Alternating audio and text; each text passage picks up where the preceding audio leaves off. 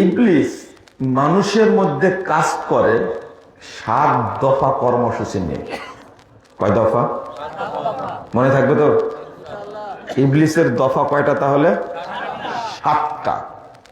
খুব ভালো করে স্মরণ রাখবেন। ইবলিস 7 দফা কর্মসূচি নিয়ে কাজ করে। এই কয় দফা বললাম? 7 দফা। এটা তো ভুলবেন না ইনশাল্লাহ। তার মধ্যে প্রথম দফা হলো ও মানুষকে কাফের বানায়। কি বানায়? 16 নম্বর আয়াত সূরা হাশর। কি হলো?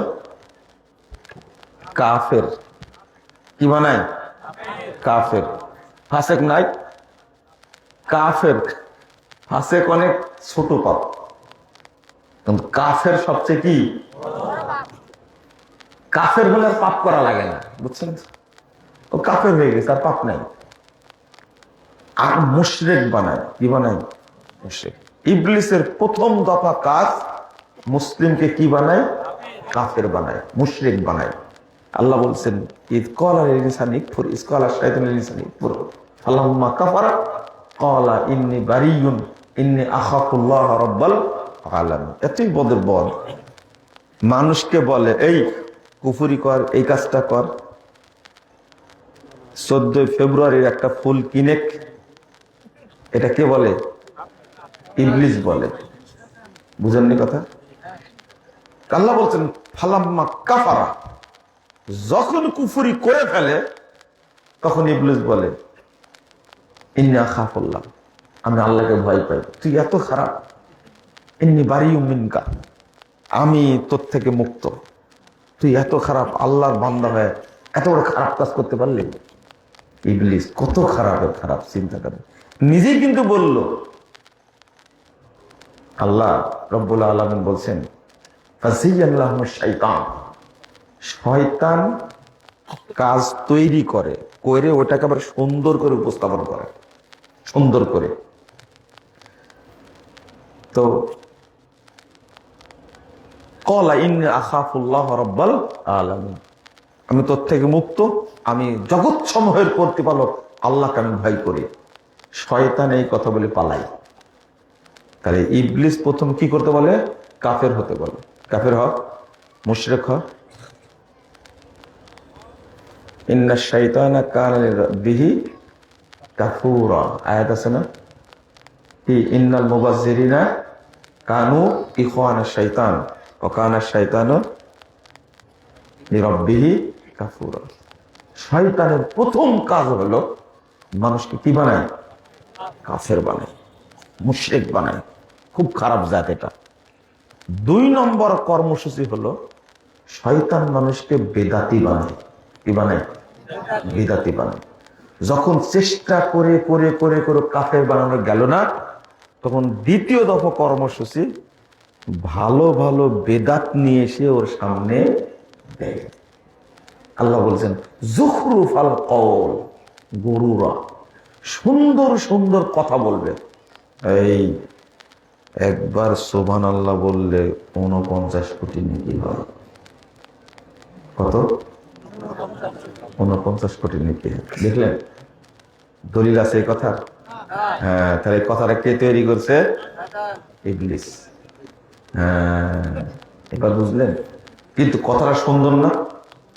সুন্দর। একবার সুবহানাল্লাহ বললে 49 কোটি নেকি হয়, বিশাল ব্যাপার। কিন্তু আপনারা কৃপণ, কিছুই বললেন না। সুবহানাল্লাহ তো বলবেন অন্তত। যে সুবহানাল্লাহর ফজিলত শুনে সুবহানাল্লাহ বলবেন না, কৃপণ আপনারা। মানে আপনারা জানেন এটা মিথ্যা কথা, তাই না? এজন্য বললেন না। কিন্তু কথাটা আমল করে বাংলাদেশের অধিকাংশ মানুষ, তাই না? পারে না? বিশেষ করে এই যে তবলিগের ভাইয়েরা কি শ্রমই দেয়, কি পরিশ্রম করে, তারা বলবে একবার সুবহানাল্লাহ বললে 49 কোটি নেকি হয়। তাজা মিথ্যা কথা একটা।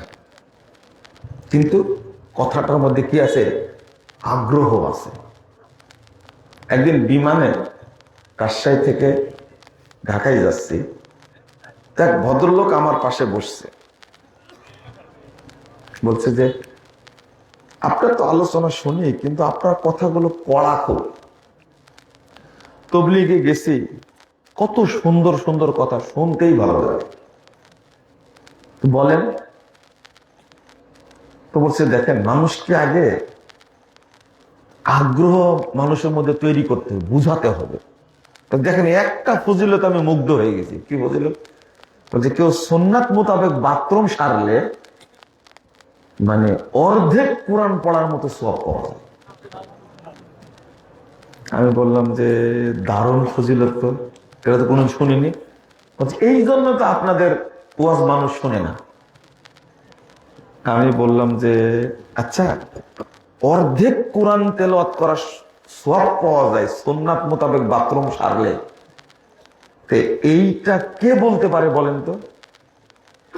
আল্লাহ নবী বলে গেছেন, খুঁজবেন আজ থেকে আপনার তবলিগের যত আমির আছে, যত কোটি আমির আছে, সবাইকে জিজ্ঞেস করবেন এর দলিল কোথায় আছে। তখন বলছে কি বলেন, দলিল নাই মানে? মসজিদে বসে আলোচনা করেছে এটা। আমি বললাম যে এইভাবে আপনাকে ধোঁকা দিছে, এইভাবে ধোঁকা দিছে।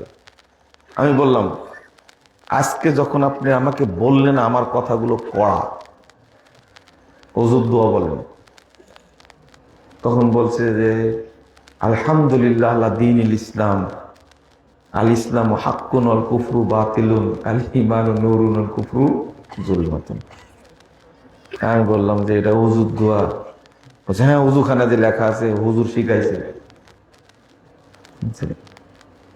এই জন্য তো খুব পছন্দ হুজুরকে। এই হুজুরই হলো ইবলিসের তাজা এজেন্ট। আপনি ভালোভাবে বলতে পারেন না? আমি বললাম যে এইভাবে আল্লাহ বলেছেন, আমিও সেইভাবে বলছি। ও হলো ইবলিসের কে? এজেন্ট, তাজা এজেন্ট, তাই না? হ্যাঁ, ইবলিসের এজেন্টও আমি বলে দিচ্ছি এজেন্ট। যদি ওযুর দোয়া এটা হয়, তাহলে আল্লাহ শিখাইছেন কাকে? মুহাম্মদ সাল্লাল্লাহু আলাইহি ওয়াসাল্লামকে। মুহাম্মদ সাল্লাল্লাহু আলাইহি ওয়াসাল্লাম শিখিয়েছেন কাকে? সাহাবীদেরকে। সাহাবীরা শিখিয়েছেন কাদেরকে? তাবেঈদেরকে। তাবেঈরা শিখিয়েছেন কাদেরকে? তাবেঈদেরকে।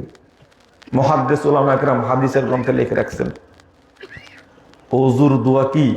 বিসমিল্লাহ। কি? বিসমিল্লাহ। অথচ ওযুর দোয়া এত বড়, আমরা আপনি এক পাগল, নিজে নিজে মুখস্থ করেছেন, কোনদিন যাচাইও করেননি এটা দোয়া আদৌ হাদিসে আছে কিনা। বলেন কি, এত বড় দোয়া হাদিসে নাই? হুজুর তৈরি করেছে, ওই ইবলিসের দালাল। আল্লাহ রাসূলকে আল্লাহ শিখাই দিয়েছেন ওযুর শুরুতে বলবে বিসমিল্লাহ। কি বলবে? বিসমিল্লাহ। এত বড় বড় মসজিদে ওযুখানায় এই দোয়া লেখা থাকে কেন?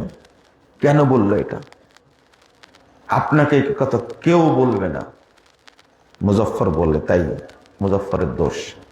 ওই যে ইবলিস যে আপনার ওযুটা নষ্ট করে দিয়েছে, খেয়াল করেননি? ওযুর ফজিলত এত বেশি, একটা হাদিস অনুবাদ করেছি, একটা, এত বেশি। ইবলিস সুন্দর একটা দোয়া সেট করে দিয়েছে যেন ওযুটা কি হয়ে যায়? নষ্ট না, বাতিল হয়ে যায়। ও তো কি হয়ে যাবে? ওযু বাতিল হলে কি নামাজ হবে? ইবলিস দারুণ একটা কাজ করেছে। আর একটা, ইবলিসের দালাল দিয়ে প্রত্যেক মসজিদে মসজিদে এই দোয়া লিখে রাখছে ওযুখানায়। আপনার কথা ঠিক আছে?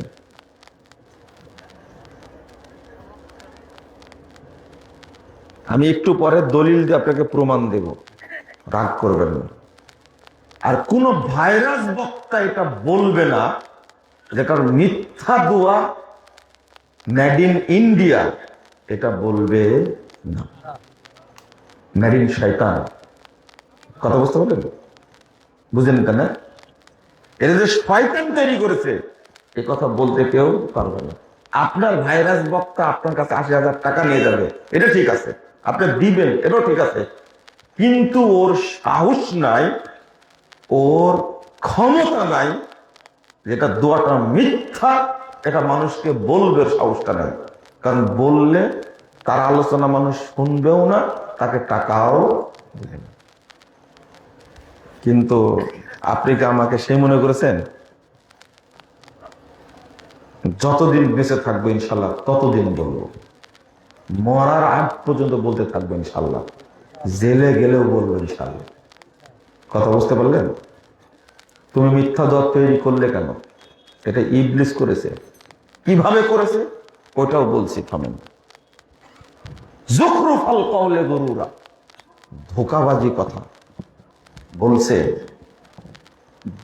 যে ব্যক্তি বাইতুল মাকদিসে সালাত আদায় করবে, এক রাকাত সালাত আদায় করলে 62,50,00,000 নেকি হবে। আবার সুবহানাল্লাহ বলে।